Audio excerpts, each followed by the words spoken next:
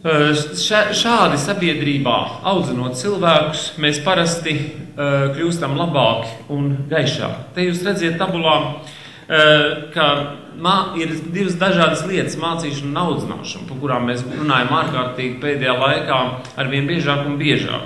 Un tabulā redzams, ka mācīšana ir virzīta uz cilvēka prāta, kamēr audzināšana uz personības īpašības attīstību.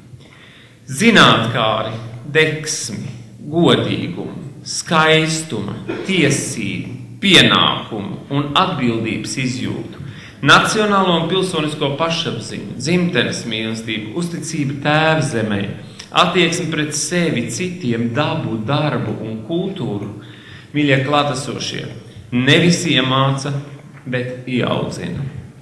Un tieši tāpēc bija ļoti grūti, ka kongresā mums bija jāpārliecina cilvēki, ka šis kongress ir veltīts audzināšanai.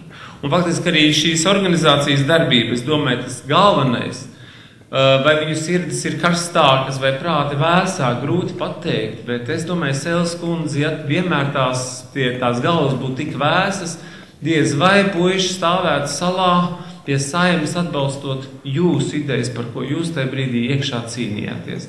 Man tieši ir prieks, ka šo puišu sirdis ir karstas, un arī to mums vajag nodot nākošām paudzēm. Un te es gribu teikt, ka izglītība galvenokārt nozīmē augstu morālo un nacionālās apziņas audzināšanu.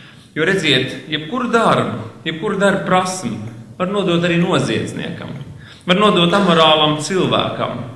Un mēs par to jau skaidri varam pārliecināties Latvijas praktiskās dzīves vērojumos, šajās norisēs, kur krimināla policijas vadītāji, tiesneši atļaujas atklāt draudzēties ar korumpētiem bandītiem. Jūs saprotiet, tas ir nevis izglītības problēma, nevis izglītības trūkums, bet audzināšanas trūkums.